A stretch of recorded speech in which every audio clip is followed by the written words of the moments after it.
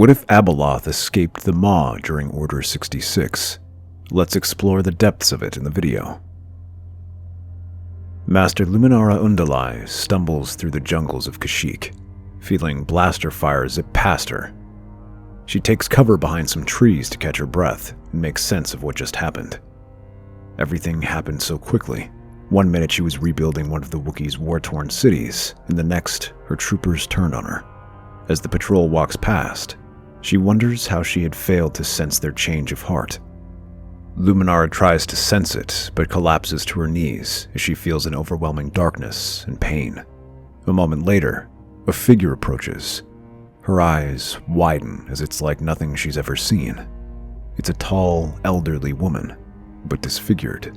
Her mouth opens too wide and reveals sharp teeth, while her fingers are replaced by writhing tentacles, which are painted in blood. Abeloth smiles and looks over at her. I sense your fear, young one. Poor thing. I sense the pain you try to hide. Worry not. The mother will make it disappear, and you will have your use. Abeloth's body collapses into shadows and enters the Jedi Master, who feels the overwhelming presence trying to take control of her. Luminara struggles for a moment, but she feels her very essence is consumed by the mother. When she opens her eyes, Abeloth smiles at Luminara's body. She holds her hands out and surrenders to the next patrol. Although surprised, the clones are ordered to take her prisoner. The Chancellor has deemed Luminara a figure of interest and hopes to turn her. They take her to the Spire, where the Inquisitors attempt to convince her to join the dark side. For the first few days, she remains resistant to their efforts, but this is just a front for Abeloth to try and glean more information about the galaxy from them. By secretly probing into their minds, she learns that the Sith Lord named Palpatine has risen to power and eliminated the Jedi Order by turning their very soldiers against them. It was a brilliant move, but the sheer chaos of the plan had shattered the balance of the Force and weakened the Maw, allowing Abeloth to escape. Once she has enough information, Abeloth decides to strike.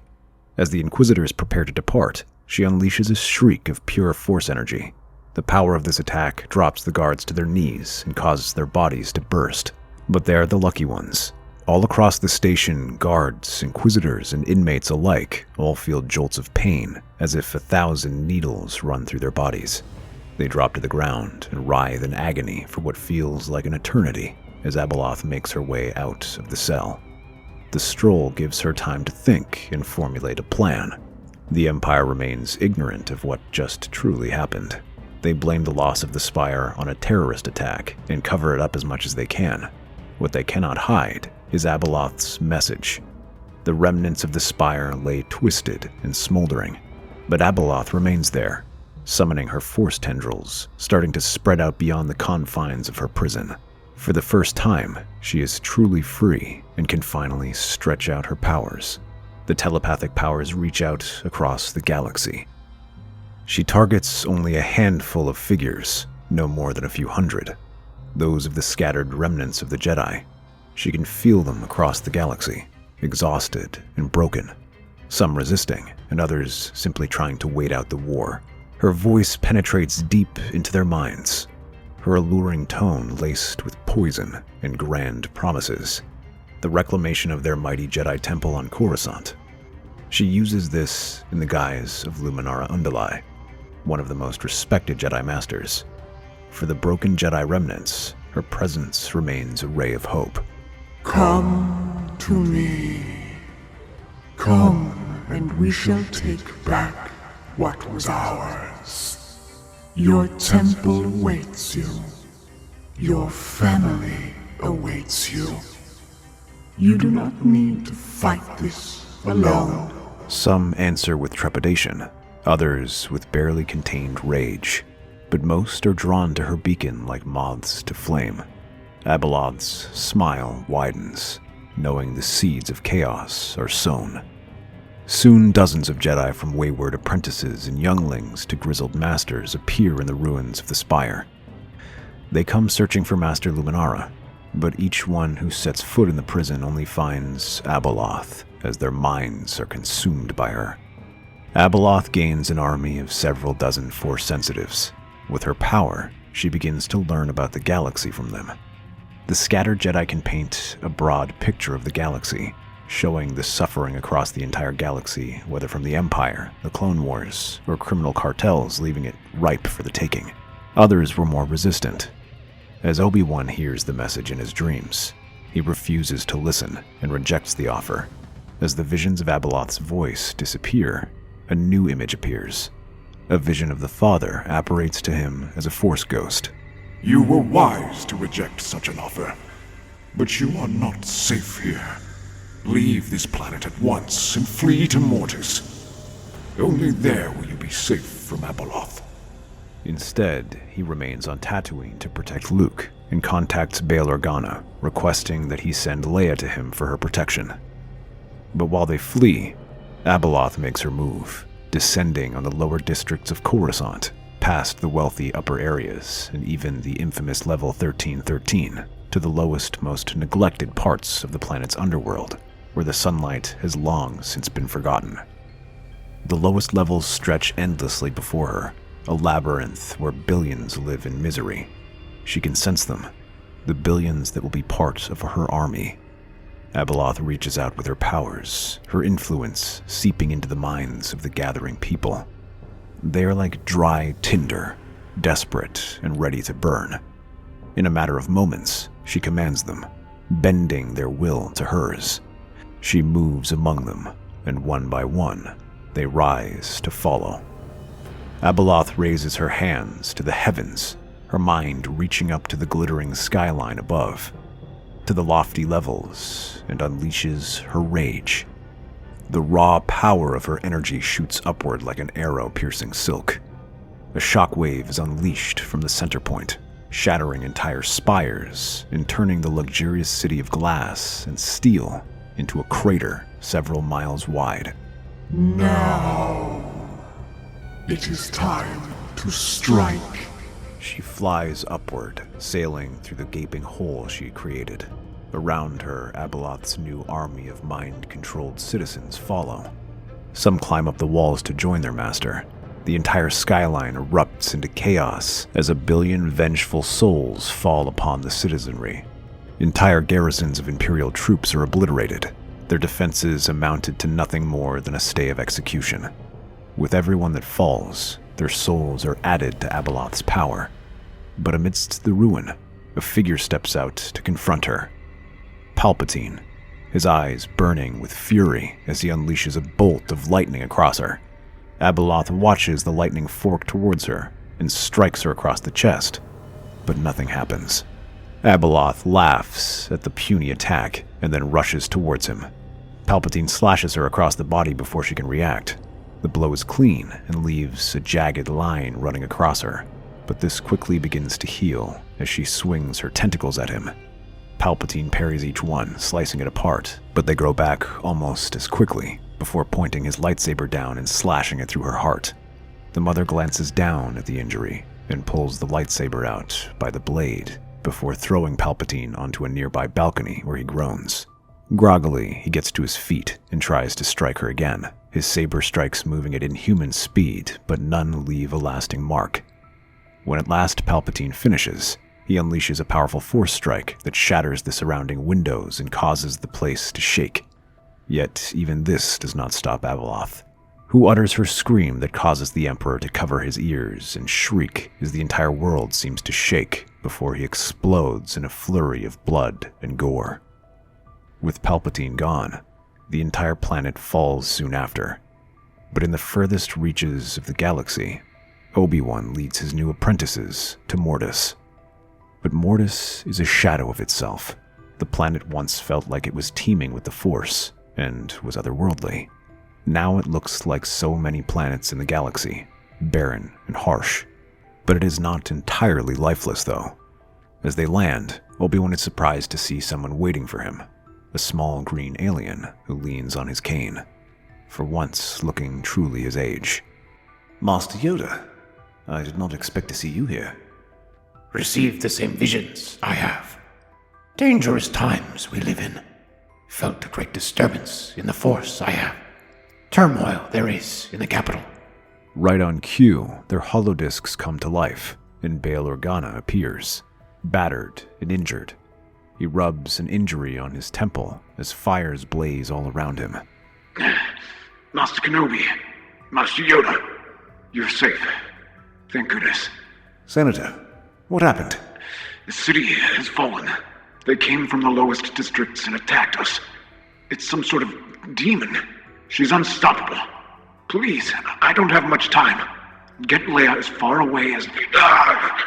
He's cut off as a million shards of glass come flying and strike him across the body, and the hologram cuts out. I was worried this would happen. The two Jedi leap back as they see the Father appearing before them, his expression sad.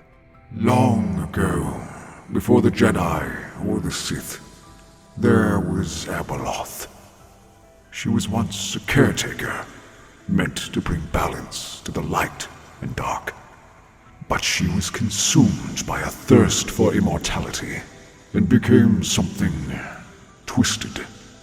Abeloth is not just a threat to the Jedi or the Sith. She is a threat to the very fabric of life itself. If left unchecked, she will consume this galaxy, turning it into a reflection of her chaos. In a matter of weeks, she destroyed both the Jedi and the Sith. How can we possibly defeat her? Few can resist her influence. Fewer still who can defeat her. Only by training the children of the Chosen One can we hope to stand a chance. It is their destiny to face her, and it is ours to prepare them. Obi-Wan's gaze shifts to Luke and Leia, who are beside Yoda. Both babies seem to have no idea what's happening. To be so young, and yet to have the fate of the galaxy on their shoulders. I understand. Within Mortis, we are safe. This realm was created to contain the most powerful forces in the galaxy, and Abeloth is no exception. Here, her influence cannot reach, but she will be relentless. When the time comes, you must be ready to face her, even if it means leaving Mortis. Ready the children must be. Strong with the Force they are, but stronger they must become. Agreed. We will train them until they are worthy of the Mortis dagger. As the trio agree, they feel a familiar presence as a TIE Advanced 1 lands and a cloaked figure makes his way down the ramp. Not alone. I saw what she can do firsthand. You will need my help if you are to defeat her. With 4 masters by their sides, the twins undergo intensive training. Obi-Wan and Yoda pool their knowledge in the ways of the Jedi. They help them forge their lightsabers and instruct them in the way of the Force. But the two have learned from the failings of the Jedi and do not teach them with the restrictive Jedi code. Instead, they raise them as Qui-Gon had wished, through the living Force. Mortis proves to be the ideal environment for them. As a planet rich in the Force, they have room to meditate and study to learn its powers. They learn to appreciate the power not just within themselves, but also all around them. The Father, though no longer in the physical world, appears as a Force ghost to teach them about the power of Mortis. The ruins of Mortis stand as a lesson to uncontrolled power and imbalance in the Force. He takes them to places rich in the light and dark sides of the Force, aiming to build their immunity to the temptations. Mortis, though harsh and unyielding, has become their home and their proving ground. Vader's training reflects his experiences with the dark side. He shows them how to weaponize their emotions rather than suppress them. Instead of bottling them up, he shows them how to unleash their energies in different strikes, while showing how to become immune to the chaos around them so they can maintain focus. For almost 2 decades, the two undergo this relentless training, where they encounter trials and challenges that slowly rebuild the planet. But one day, the Father feels a disturbance, a strange blip of something that should not be there. A disturbance, I sense. You must go quickly. To the shrine. Something is there. Something wrong. I will summon your masters. Luke and Leia run off to the dagger's shrine. The planet practically bends to their will, trees and plants making way for them as they run while the stones create pathways for them to run. Last, the cave opens up and reveals the passageway where the dagger is housed. As they enter, they immediately realize they're not alone. The shadows part and dance around, playing tricks on them.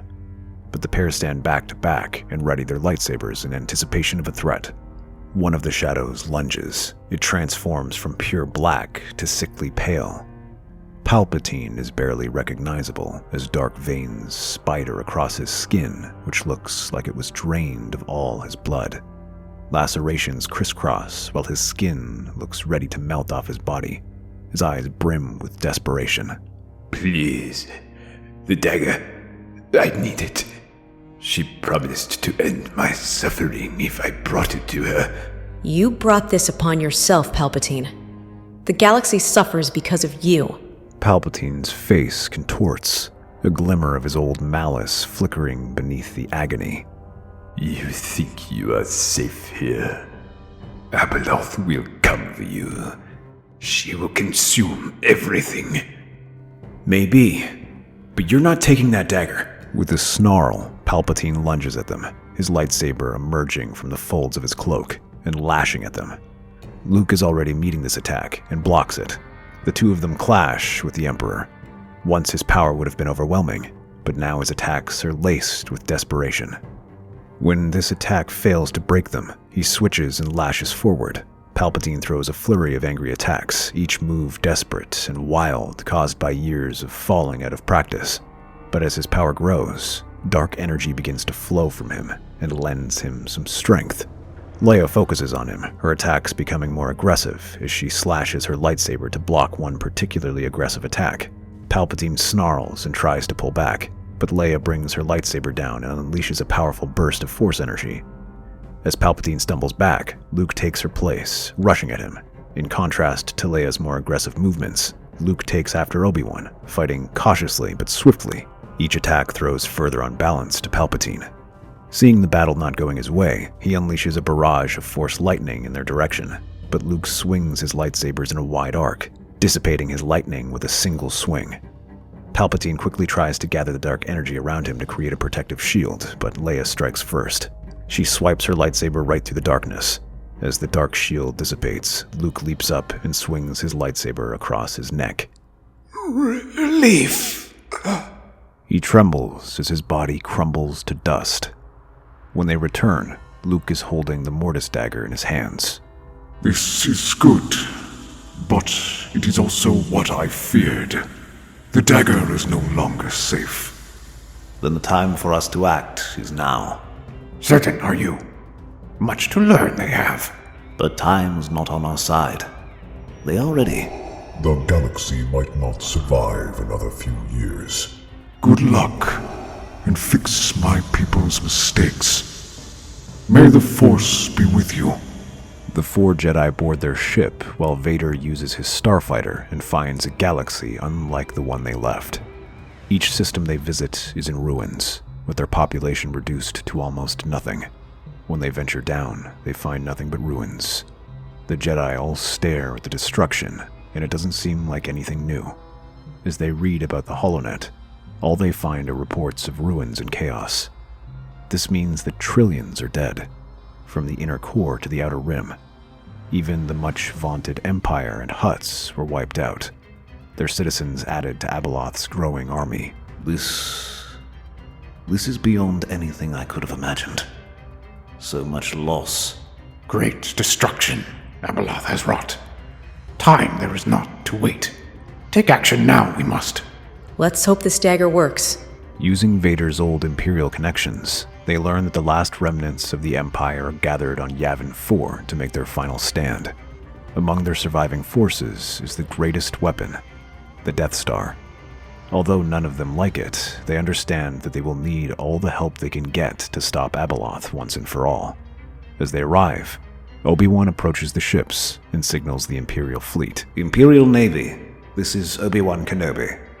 I speak not as a Jedi, but as a citizen of this galaxy who does not wish to see it destroyed.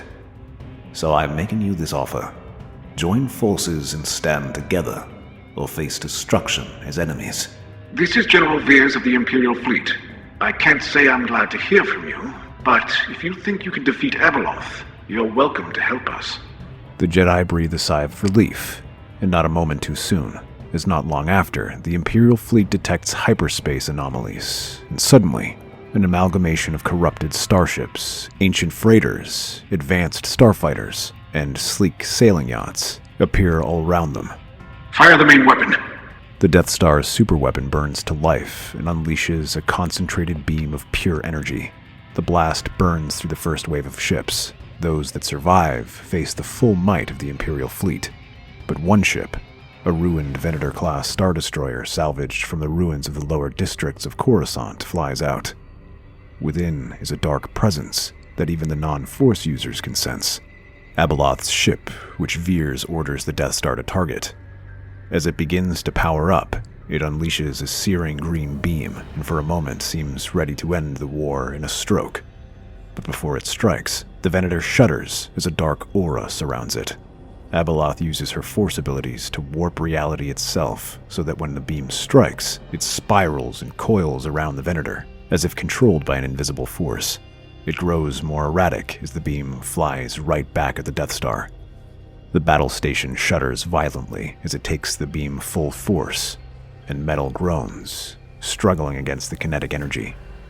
But it is a losing battle, and a chain reaction of explosions goes off, and the entire station goes up in flames, obliterating the nearby ships. Vader's starfighter zips onto the Venator, dodging point defense fire and blasting holes through the ship. Even Abeloth's dark powers can't compete with the Dark Lord's impressive piloting skills. If he had support, he might have been able to overwhelm the ship, but the remnants of the Imperial fleet are caught in a dozen unorganized battles. Soon the Venator pushes through the wreckage and onto the planet below, where it deploys its monstrous hordes. At their head is Abeloth. Give it to me, and I will grant you mercy. You've already taken enough. We won't let you destroy what little remains. Then you shall join the rest. The corrupted Jedi rush forward, leading their minions, while the stormtroopers open fire behind the cover of Obi-Wan and Yoda. As the corrupted Jedi close, the two masters leap overhead and land in the center of their group. Although these Jedi might be Force-sensitive, they lack the skill they possessed in life, and the two find themselves more than a match for them. As some of the larger monsters appear from the Venator, they are shot down by Darth Vader, whose starfighter provides air support before he ejects and leaps out to join the Jedi. The dark energy surrounding him help drive back the creatures and the corrupted Jedi. As the corrupted Jedi fall one by one under their relentless assault, the battlefield grows eerily quiet. But Abeloth does not join them as she glides over to Luke and Leia, her dark energy pulsing around her. Leia makes the first move, unleashing a shockwave that dissipates the dark energy before leaping closer to try and strike. Abeloth sidesteps the attack and grabs her face with her tentacles. She screams, but Luke slashes them apart with his lightsaber and tries to stab her side with his lightsaber. Although there is pain, Abeloth laughs and shrugs it off, throwing him aside. The dark energies lash out at him, chasing him down while Leia wipes the dark ichor from her face and tries to help. She stabs Abeloth through the other side, buying Luke enough time to circle. The twins then launch their coordinated strike. They attack simultaneously, using their training to combine their strikes with Leia's aggression and Luke's grace. These seem to have more of an effect, as although they can't injure Abeloth, they do unbalance her. A brave effort, but wasted, for your attacks cannot hurt me. Really? Not even with this? He pulls out the Mortis dagger, and for the first time, Abeloth shows a bit of fear. Luke slashes forward, letting it drive Mother back while Leia attacks from above. Seeing this dual attack, Abeloth unleashes another dark wave of energy that slams into them like a hurricane. They fly back from the attack, with Luke barely keeping hold of his dagger. Abeloth now turns and launches her counterattack. Her strikes come from different angles, lashing out and striking at them from every direction, leaving the pair struggling to defend themselves. She unleashes another shockwave, but Luke and Leia anchor themselves with the Force as Abeloth circles around and prepares for another attack. Leia tries to unsteady her, launching herself forward and throwing her to the ground. her lightsaber burying itself in her chest as Luke tries to stab his dagger. Seeing this, Abeloth kicks Leia aside and catches Luke's arm by the wrist. She grunts and tries to push it aside as they struggle against this. Something flashes in Abeloth's hand, and Luke screams as he feels his hand sliced off from the wrist. The limb and dagger fall to the ground, but before it hits the floor, Leia reaches out and catches it with the Force, and starts pulling it back towards her. Seeing this, Abeloth takes a deep breath and prepares to unleash another Force strike, but Luke is faster. He moves in front of his sister and channels the hurt and hope he has to create a shield of pure light. All around them, the world bursts into a hurricane of rubble, while the ground trembles around them, but they remain firmly planted on the ground. Seeing the opportunity, Leia rushes forward and raises her dagger. Abeloth's eyes widen as she sees Leia rush through the rubble, protected by Luke's energy as she drives it right into her heart. The mother's eyes widen in pain as the dagger sends golden energy around her body. She throws her head back and howls, feeling the energy consuming her and charring her body to dust. As she fades, the rubble drops to the ground, and the two find themselves back in the temple. Clutching the stump of his arm, Luke makes his way out while Leia holds her dagger tightly. Outside, the battle has come to an end, and Veers walks up to him, his face grim. Behind him, the stormtroopers lay out the bodies of Darth Vader, Yoda, and Obi-Wan. They gave their lives to victory, Your Grace. In response, the general pulls off his helmet and bows before them. His remaining troops all do the same. The remnants of the Imperials waste no time in pledging allegiance to the Skywalker siblings. The galaxy is left devastated by Abeloth, with almost all of sentient life wiped out. But pockets of survivors remain. Luke and Leia now make it their mission to find these pockets and help them rebuild. That's our theory. The Star Wars universe is a galaxy filled with exciting stories and possibilities, and we love exploring them. If you want to accompany us on this journey to a galaxy far, far away, then please like, share, and subscribe to our channel.